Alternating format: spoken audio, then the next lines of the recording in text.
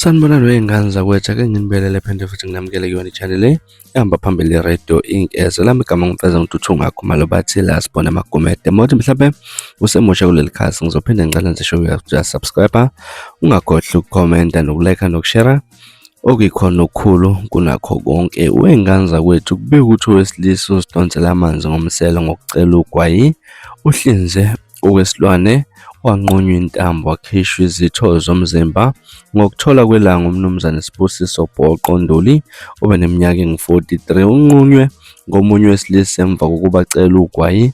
Kube ukuthi uNduli unqunyelwe endlini yakhe ekubo ebusuku ngesonto. Besuka komunye umuzi osendaweni okuthiwa beyokuhlashwa kubona kwenziwe umsebenzi ukubusa. Kuthiwa umufi ubengcwatshwa izolo ngesonto, ufike kubo ephelezelwa ngomsolwa ngoba-ke ubesekhothe kakhulu. Wafika wamemeza, wamenza isilo sengubo. Umndeni kawukwazanga ukushesha uzwe ukuthi kukhona umonakalo owenzakalayo. Ilungu lomndeni elikhulume nelanga umnumzane Sandile Nduli lithe-ke bashaqekile kakhulu ngokwenzekile. Uthe umsolwa usafunda ugrade 10 enjingile high. Uma echaza umsolwa uthi owakithi obecela ugwayi kuyena ngesankahlo wabesedina, wahamba uvula ekhishini kubo kamufu, wathatha immese emithathu wamhlinza ngayo.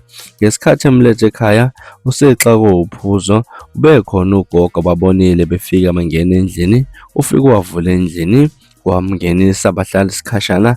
Ugogo umfica nekhishini esageza izandla ezinegazi. Uma ebuza ukuthi ngelani igazi, wangazitholi izimpendulo. Waphuma wahamba, umfana esezifihle ngejakhethi. Ugogo ume ubheka endlini, bengeniswa kuyona uSibusiso.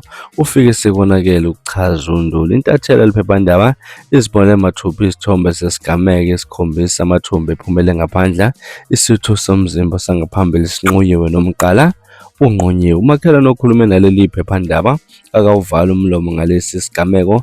Uthe basashaqekile namanje omunye umthombo uthi-ke badumazekile ngokwenzekile, bamangele kakhulu ukuthi kungani amnquma izitho zangasese. Bebasola ukuthi mhlawumbe ukubulawa kwakhe bekuyinhloso yokudayisa kwezicubu zakhe, kodwa-ke kuyamangaza ngoba zitholakele kuchaza umthombo. Kuthiwa-ke umsolwa uthe kumcasule kakhulu ukucela ugwayi wakhe.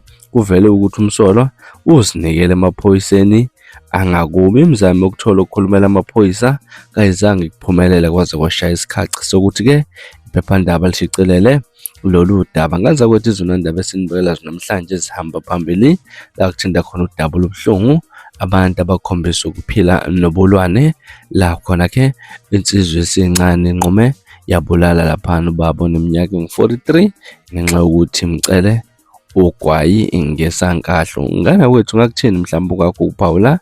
Hlala comment section-ke ngizwe lwakho ngalolu daba. From ila sponsor ngiphuma njena, kodwa ngiyathembisa unyabuye futhi nezinye izindaba ezilandelayo kwivideo elandelayo. Kwakho ukusubscribe nisiphathe kahle, nibe nosuku lomnandi, ngithanda khona.